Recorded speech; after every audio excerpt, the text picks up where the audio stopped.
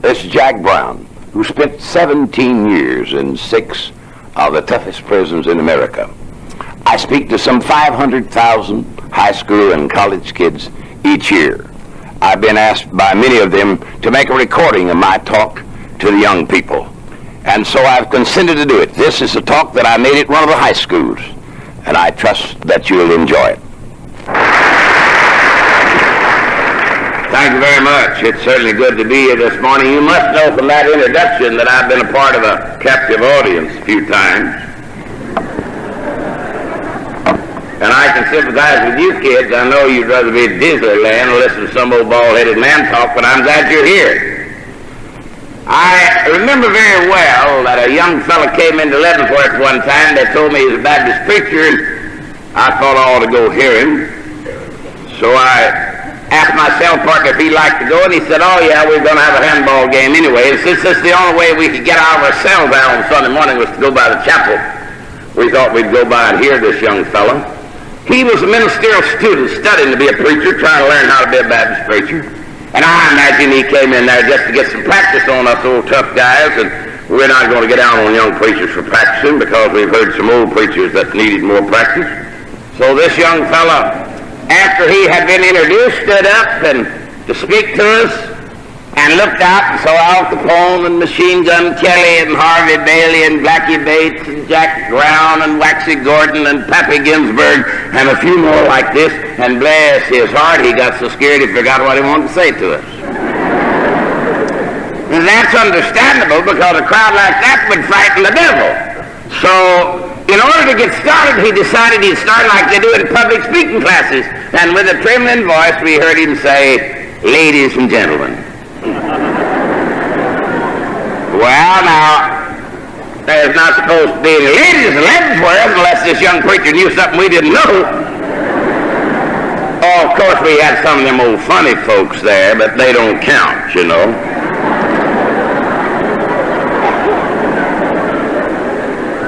They were the uncommitted ones. They didn't know what they wanted to be and never had figured out what they were yet. So I guess we always have some. And then we did have 2 ladies over in the hospital, 2 bona fide lady nurses, 2 of the homeliest women I have ever seen in all my life. I finally asked the superintendent of the hospital why he ever hired 2 women like this. Said we did it purposely. We didn't want any old guys flirting with them. I don't think anyone did in all the years I was in Leavenworth. But this young fella corrected himself and started again. This time he started by saying, friends and fellow citizens. Well, I guess that's a little better, but there's still something wrong with that due to the fact that your citizenship is in jeopardy when you're housed in prison. None of us could vote. And by the way, we had some big people there. We had both parties represented pretty well. We had Boss Pendergrass, whose money and influence is supposed to have taken young Harry Truman out of the haberdasher store there in Kansas City and carried him all the way up the political ladder to the White House. I see Boss Pendergrass, but he couldn't vote any quicker than Jack Brown. And that's just the Democratic side. We had some Republicans there too, I'll tell you. One of them was an absent-minded Republican from New York, Waxy Gordon, who had forgotten to pay his income tax on $40 million. So he was absent-minded, wasn't he? And that's both parties represented, but none of us, as I said, could vote. So this young man's made 2 mistakes trying to get started in his speech. He's called us ladies and gentlemen and friends and fellow citizens. About now, he'd like to go home if he could, but the warden's got all the doors shut. He's going to have to make the best of a bad situation. So he decides the best way out of this dilemma is to be perfectly honest. So he said, fellas, I hope you know what I'm trying to say. I'm glad to see so many of you here. Well, I don't think he meant it like it sounded. He was just glad to have that kind of an audience to speak to. And the preachers always had a good crowd in Leavenworth because that's the only way we could get out of ourselves. Now, maybe not a good crowd, but a large crowd would probably sound better. It had all started with me in my youth when I ran off from home after leaving school, dropping out, and joined the carnival. Started doing all the things that the Weeskies were doing and the nonconformists were doing back there then. A whole lot like the kids are doing now. We were smoking marijuana and sniffing coke. They called it freezing your beak. I guess that's a pretty good name for it. And then somebody came by on the corner lot one day and said, "Jack, I guess you've tried everything." Well, I hadn't, but I didn't want him to think I was square, so I said, "Oh, yeah, I've tried everything."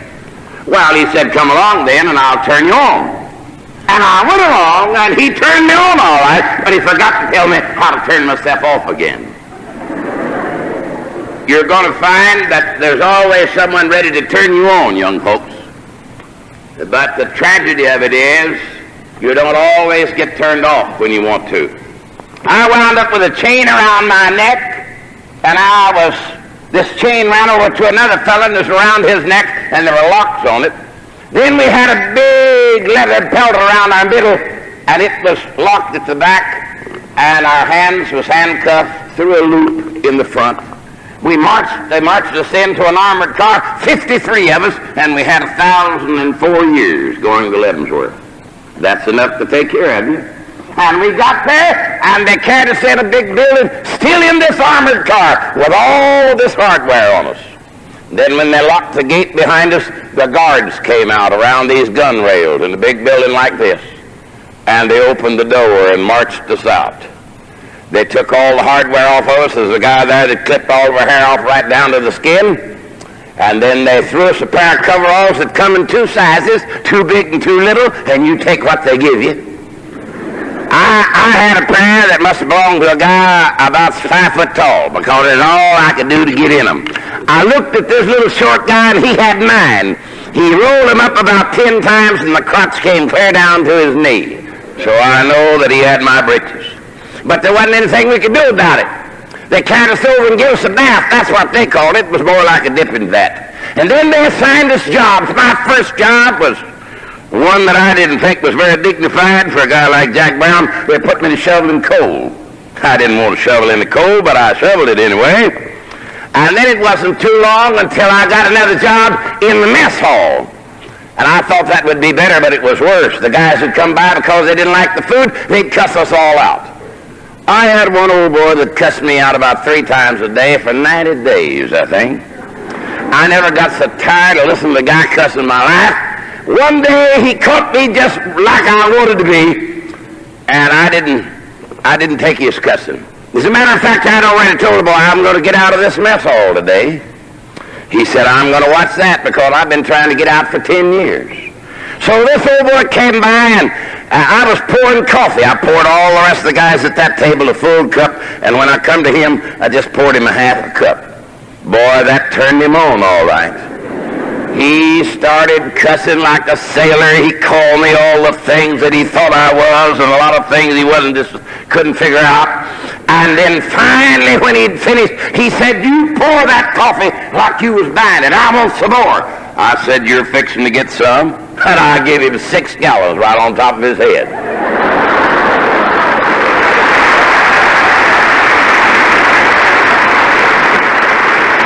Well, I can promise you that got me out of the mess hall, all right. They arrested me right on the spot and put me in jail. Now, I was already in jail when I got there. But, brother, when you get in jail, you've really had it, I can tell you that.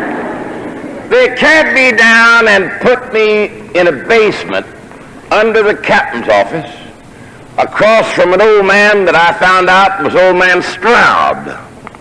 That was before he'd met Burt Lancaster. He was not called the Birdman of Alcatraz then. And he was to later be called the Birdman of Alcatraz. That's where he had all his birds.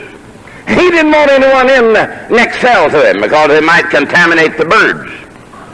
So I tried to calm the old man out of something to smoke. They'd taken all my smoking away from him. As a matter of fact, when they gave me that pair of coveralls I had on, I told them, I said, "Wait a minute, these breeches don't have no pockets." They said, "You won't be needing them. You're not going to be carrying anything." And they took everything I had, including my smoking and my lighter, and they put me in that old cell without a bed. And so I tried to con old man Stroud out of something to smoke. He wouldn't give me that. So finally, when it came time to go to bed, I said, "Mr. Stroud, please loan me one of your pillows. I don't have a pillow over here." No, he said you can use some of that. And I looked in this 3 rolls of toilet paper in the corner is what he's talking about. So I rolled up in a blanket and put a roll of that toilet paper under my head for a pillow and went off to sleep. And did you know that old man set me on fire in the middle of the night? He rolled up some paper and soaked it in some bug juice and rolled it under my blanket.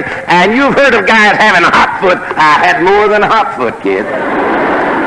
And when I woke up, I was blazing all over. I jumped up and got out of them breeches, what was left of them, and they came in and doctored up a few blisters in various places. And then they carried me around on the other side of this place. And old Captain Kelly said, "Jack, I don't think Mr. Stroud likes you." Well, I said, "I've got news for you, Captain. I don't like that old booger either." And they kept him locked up in isolation 65 years before he finally died. Now, I know that Bert Lancaster cleaned him up and made him look like a nice old fellow in a rocking chair that was contributing a whole lot to scientific study of bird diseases. Well, now, he may have known a few things about birds, but he hated jailbirds. And not only that, but he was the worst aggressive sex pervert they've ever had in Leavenworth prison. He was so bad they couldn't even turn him out with the rest of us guys. Some convict would have killed him in about 30 minutes. So therefore, they had to keep him locked up in isolation until he died. He had been sentenced there to be hung. But they discovered that he was insane, so he got by without being hung for killing 6 people.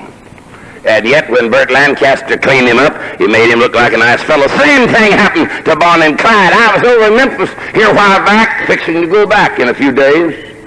A little reporter came out from the newspaper and said, "I understand that you knew Bonnie Parker and Clyde Barron." I said, "Yes, I think I knew them before they knew each other." Said, "Would you tell me, please, what kind of lady Miss Parker was?" Well, I said, "I'd never heard her called a lady before. She certainly wasn't a lady in my way of thinking." Said, "Well, what did she do and where did she live?" I said, "She lived over in a questionable part of Dallas, over on Deep Ellum." "She did?" I said, "Yes, ma'am." I thought that would be enough to slow this little lady down. She was about 65, and of course you're supposed to be nice to all little ladies, but especially when they get 65. So she said, "What did she do?" I said, "Well, she lived in a house with some more girls." And that should have been enough right there. But she pursued the thing a little bit further. Said, "What did she do?" I said, "Well, they had a Nickelodeon in the front room, I remember, and you could play the Nickelodeon and dance with the girls. And then it was my understanding that they had some more things on the side that we don't discuss here at the breakfast table.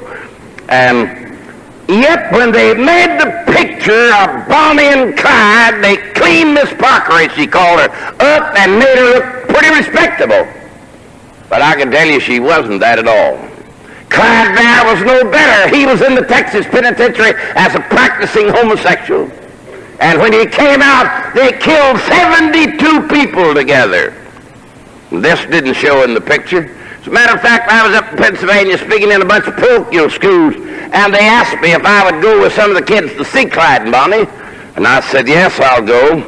They said, "You can fill them in on what's right and what's wrong with the picture." And I think I was more shocked when I saw this little girl came out there playing the part of Bonnie than the kids were. I wished you could have seen the real Bonnie. That little girl that played the part of Bonnie was a real curvy, groovy, pretty little girl, wasn't she? But the real Bonnie, well, she was as straight as this microphone stand right here, or that flagpole over there without the flag on it. That's how straight she was.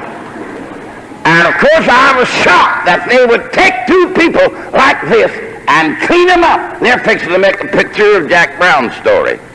But it was my understanding that they'll not take the criminal part of it and make it look glamorous. Because there's no glamour in crime. I don't care how much money you make, there's still no glamour in crime. And Clyde Barron and Bonnie Parker didn't make a great deal of money.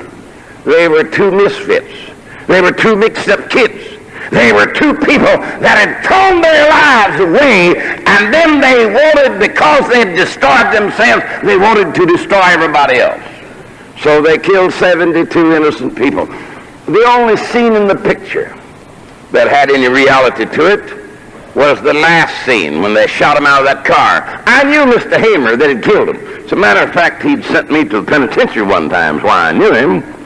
And I said to Mr. Hamer after the killing, I said, did you run out in the road and holler halt and all that business when you shot Clyde and Bonnie?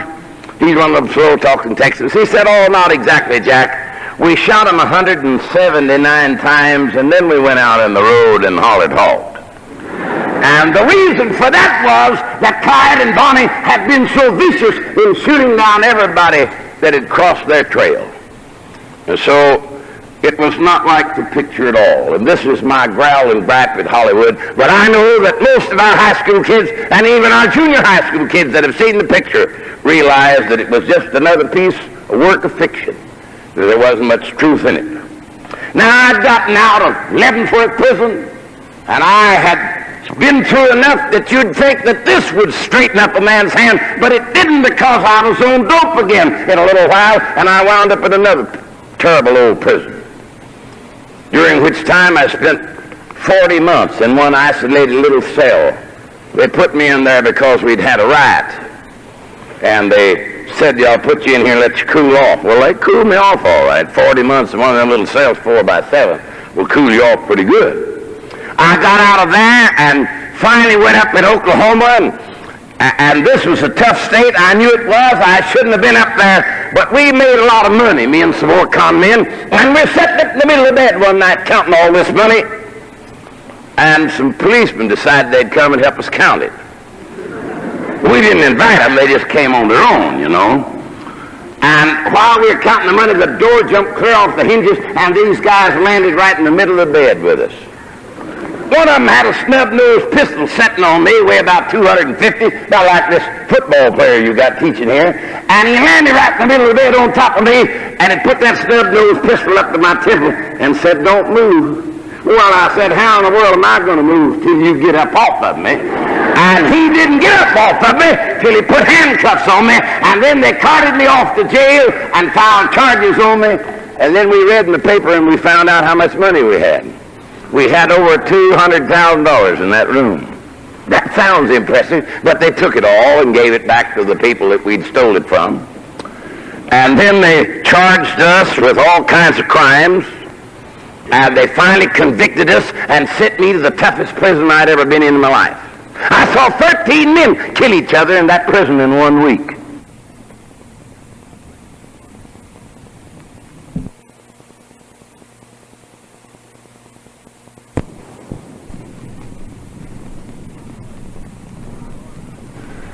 My lawyer told him, said, Jack, you want out of here, I bet. I said, I sure do. He said, get me $10,000 and I'll get you out of here. Well, I said, man, why didn't you get me out when I was over there in jail? Why didn't you keep me out? Well, he said, I learned a new thing about your case.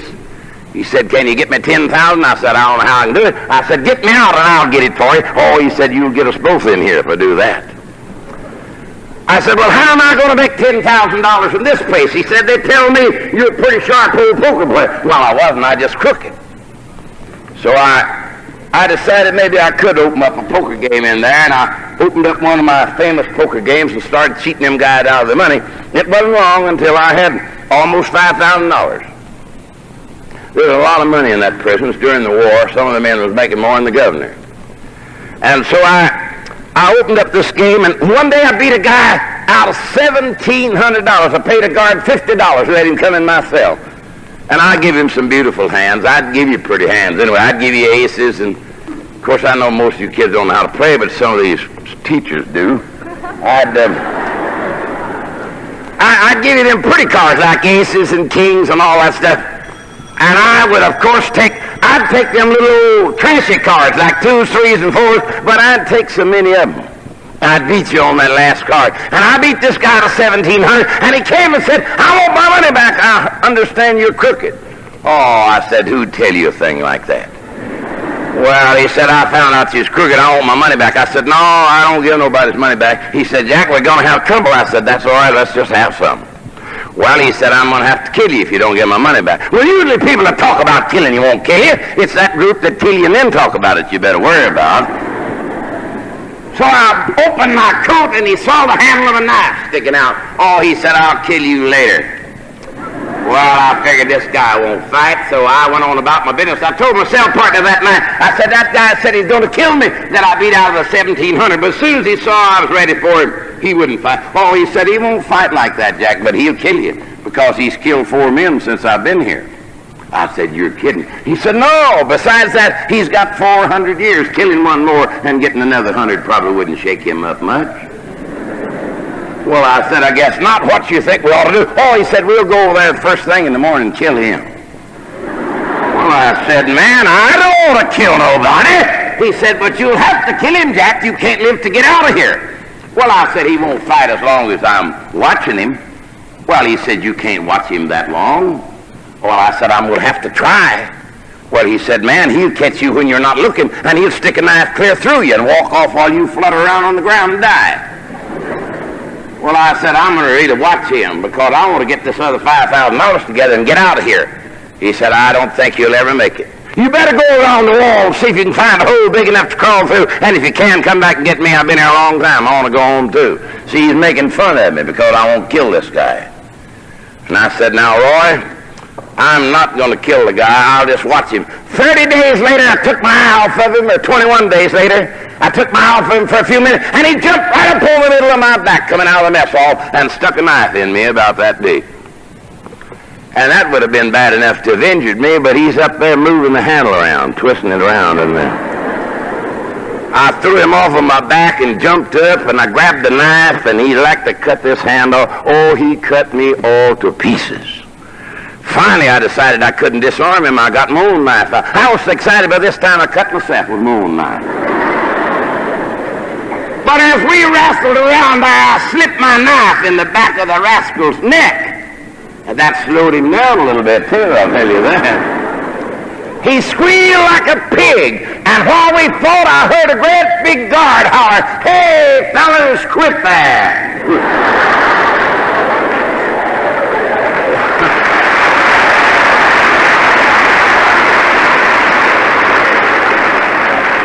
Well, it's quite obvious that we're going to quit in a minute. Both fellas are running out of blood about this time. I fell out on the floor, and when I came to, we laid side by side over in the hospital. There's a bunch of guys holding us. There's a bunch of guys pumping some more blood into us, and there's another crew sewing us up. I said to these old boys sewing me up, I said, hey, you guys, give me something for pain. They said, lay still, Brownie. If we had anything for pain, we'd be taking some of it. Now, I didn't get a thing. I counted the stitches. They took 272 stitches in me. Then they carried me down and put me in the hole on top of that. The hole, what was it? Oh, it was a dungeon under the ground 60 feet down under death row. It was about 4 times big as a telephone booth. It didn't have any toilet facilities. It didn't have any running water. It didn't have any ventilation. It was a mess, kids. And they put me in there and locked the door. I tried to fight, but I didn't win. Some great big guy punched me in the nose, and another one kicked me somewhere else, and they got me in there. And when they locked the door, I remember thinking, I'll die in here, and I almost did die. I passed out. One of my lungs collapsed. They came back in a few hours. They thought I was dead. They reached in and tried to move me around with a stick, a mop handle with a hook on it. They hooked it in my britches and pulled me down the corridor. They're going to turn a fire hydrant on me, see if that'll revive me. I remember waking up, going down on that rough concrete that pulled me along, bumping down on the floor. They turned the fire hydrant on me. The pressure was so strong, it ripped my britches off. And it knocked out a few stitches, but it revived me because it was ice cold. Just before Christmas, there's snow on the ground outside, and when they gave me an ice water bath, they helped me to my feet, and then they carried me outside, and I was walking across the yard, and I looked down, and this little icicle hanging on the hair on my leg. I didn't have on a stitch of clothes, but no one laughed at me. It might be their turn to go through the same thing tomorrow, you see. And then they stood me in front of the hospital. A friend of mine came by, and a little cigarette was stuck in my mouth, and I'm standing there, and I looked down, and there's snow between my toes. I began to laugh because I thought, well, this must look ridiculous. The guard said, what are you laughing about, Jack? I said, I was just thinking how ridiculous I must look standing here in the snow naked without any clothes on, smoking a cigarette. Well, he said, you do look a little ridiculous, so he went over and got me a pair of coveralls. Helped me to get into them, to cover up my embarrassment and to cover up my old cut-up body. And I stood there and waited. The doctor finally came and said, put him in cell 13. We're going to try him for murder and see if we can't put him in the electric chair. And as I turned it across the yard, he said, I'll be up there in a few days and take the stitches out. 90 days later, he'd forgotten about it. And they were bothering me so bad, I decided I'd take them out. I got me a razor blade and started cutting them loose. I cut a few of them loose on the wrong side and pulled that knot through. You'll soon graduate out of that class, though, I'll guarantee. So I got over on the other side. I took all of them out I could. The ones I couldn't get out, I just left there. Nature took them out because I stayed in that cell 4 years. And I don't think I had a bath that you'd call a bath all the time I was in that cell. They'd put a foot tub in there about once a week, but you can look at me and tell them fitting no foot tub, can't you, kid? That's all they had. The Gideons had been there and left a little Gideon Bible, so I wanted something to read, so I read this little Gideon Bible. I wished I could tell you that it changed me, but I'm not sure that it did. I stayed in that old cell. I watched 38 of my buddies walk by going to their death in the electric chair, and we could smell the burn of human flesh as it came through the back. This is a long ways from the day I dropped out of school to run off with a carnival, but here I am in the shadow of the electric chair, all because of my behavior. The good Lord was good enough not to let the man die. He stayed unconscious 3 years, but finally recovered. And they turned him out of there because he had been disfigured so badly. He went to California and shot a young policeman trying to rob a liquor store, and they put him in the gas chamber. Guess who was there? Jack Brown. They had turned me out of that old prison. I'd gone to California and gotten in that one out there. He said, Jack, is that you? And I said, yes, it is.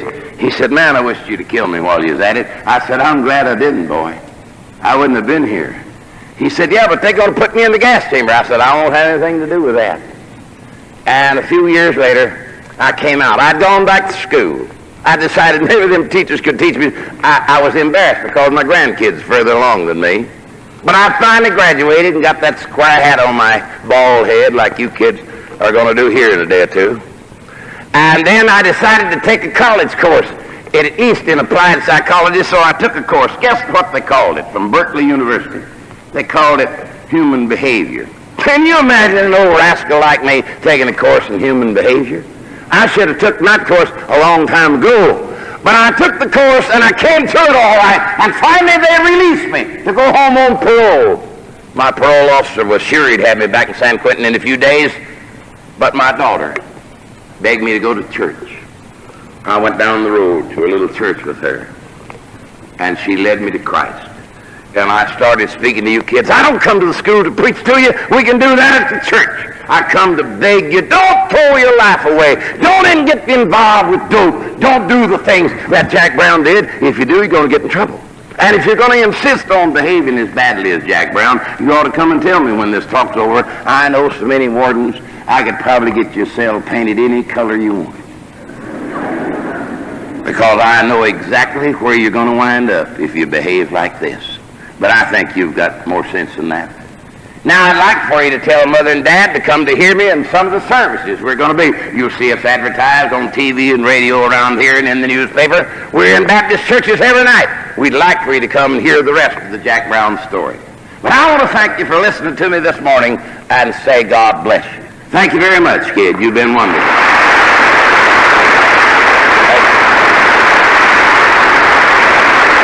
Thank you. Thank you. Thank you very much.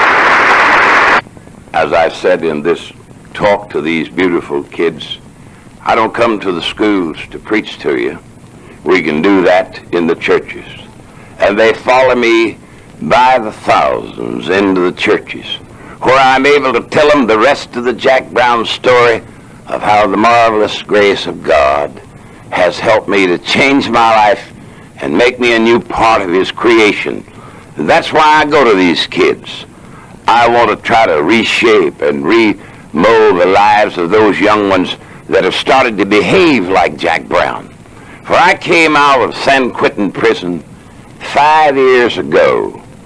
I was on parole, and my young daughter knew that just in a little while that I'd probably be going back to San Quentin if I didn't change. And she started begging me to go to church. Oh, I said, dear, I don't go to church. She said, I know you don't, Daddy, but I want you to go. Well, I said, I don't think I'd enjoy it. She said, you probably wouldn't, but I still want you to go to church with us. Well, I said, if you put it that way, I guess I can go. And I thought it would just shed off of me like water off of a duck's back. So I went along with my youngest daughter to a church service. They were singing the old-fashioned hymns of the church that they were singing when I was a kid, and I was no stranger to religion. I was reared in a Christian home. And so I listened to Amazing Grace, how sweet the sound. And I said, I know, but it doesn't apply to me. And then they sang, there's a fountain filled with blood drawn forth from King Emmanuel's veins. But I said, would that fountain cleanse me? And while I sat in the service, I was deeply moved. I'd read a lot of religion while I was packed away in those tiny little cells during those 17 long, miserable years and getting so close to death a few times. And then that gentle, tender Holy Spirit that had dealt with me as a little boy began to deal with me again about where I was going to spend eternity. And of course, this is something that everyone thinks of. I'd seen an awful lot of men die in my times, but very few of them died without giving some thought to where they were going to spend eternity. And so I listened to this preacher, and he preached like he'd been reading my mail. And when he finished, I got up and headed for the back door, and I almost escaped that service. But a shining little old lady captured me just as I went out of the door and said, I want to talk to you, Mr. Brown. Well, from the hook she has on my new jacket, I'm either going to let her talk to me or give her my jacket. So she led me over out of the traffic, and I reluctantly followed. And she looked up with sparkling eyes, and she said, it's so good that you're here. We've been praying for years for this to happen. Jack, the Lord wants to save you. The Lord wants to change you. The Lord wants to give you a new start in life. I thought at my age, I'm past 50. And here's a little church lady. At least I admired her faith.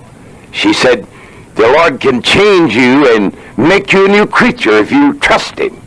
Now she's sounding a lot like my little mother. My mother had preached to me for 15 years in her letters that she wrote me every day in prison. But she's no longer with us. She'd gone on to be with the Lord. She believed, too, that God was going to do something for me, because she wrote me a letter just before she passed away and said, son, I know that God's going to save you and bring you into the kingdom, so I'll stand inside of the gate on resurrection morning and wait for you. I know God's going to save my boy and bring him into the kingdom of God. And now this little old lady is preaching to me. I'm on to get loose from her, and she read my mind, I guess. She said, Mr. Brown, I know you want me to turn you loose, and I will if you will promise to come back tomorrow night. Well, right then I'd have promised her anything to have gotten loose from her, so I said, oh, I guess I can come back. She said, then I'll see you tomorrow night. And I went out and sat down in my car and cussed myself out for being so stupid as to promise this little shining church lady that I'd come to another service. But all the next day I was troubled about this commitment to go to church again. And one of my son-in-laws was afraid I was going to have a nervous breakdown. I was having to drive the freeways out in California. And they drive rather fast, especially if you've been locked up for 17 years. You've gotten out of practice. So he was afraid I was going to have a nervous breakdown.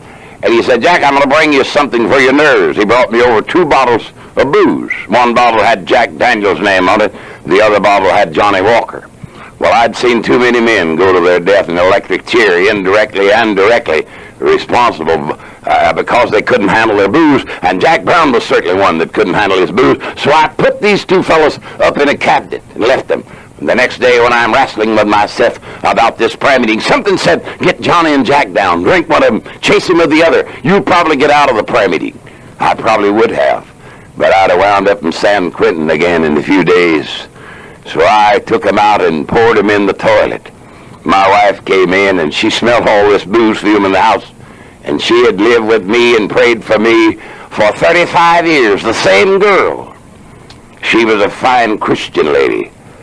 So she said, Daddy, I'm so disappointed. I thought you was going to church with me, but now you can't go. Well, I said, good. Did they call the thing off? She said, no, they didn't call it off, but you can't go down there drinking. Well, I said, I'm not drinking, thank you. She said, well, I don't want to fuss with you and argue with you, but someone's been drinking. Oh, I said, I know what you smell. I just poured 2 bottles in the commode. Well, now she knows I'm drunk. I never had poured it in the commode before. But she got around in front of me a few minutes like the girls can do to help me with my tie. She wasn't really interested in my tie. She just wanted to get close enough to me to find out whether I'd poured it where I said I poured it, or where she thought I poured it. And then she said, oh, I'm sorry, dear, you didn't drink it. Come on, let's go, we'll be late. And she got me in the car and got me to church on time. And it was in that service that night that God's gentle, tender Holy Spirit began to deal with me again. And I sat back way in the back of the church and wept. And somewhere in a teardrop there was forgiveness. And I accepted that forgiveness. And when I did, I got up and went down front and took the preacher by the hand and made my confession open before everyone. Like the Lord said, if you're ashamed of me before men, I'll be ashamed of you before my Father and the holy angels. So I stood up and acknowledged him before men. He said, in that way, I'll acknowledge you before the Father and the holy angels. Then I started almost immediately to speaking. I had a little parole officer that started following me. He was so sure that he was going to send me back to San Quentin in a matter of weeks that he followed me everywhere I went. Now that I'm converted, I'm not going anywhere but youth meetings, and they're usually held in churches. So I'm speaking to the young people almost every night. And these young people are flocking to hear me. This little parole officer's following me. He followed me for almost 2 years until he wore his car out.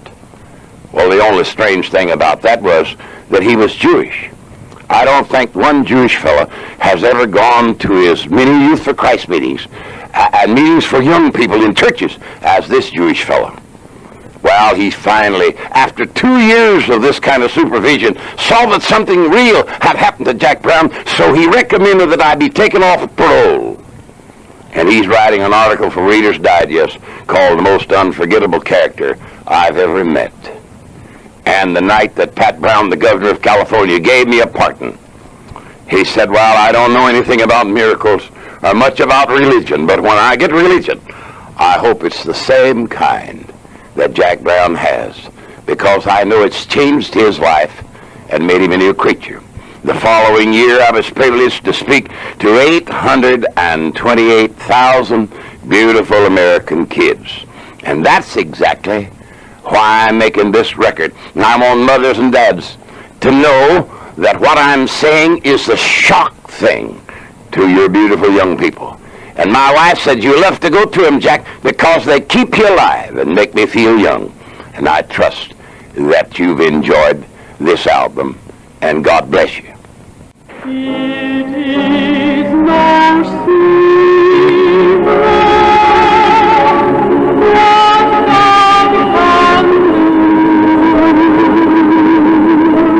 What is done for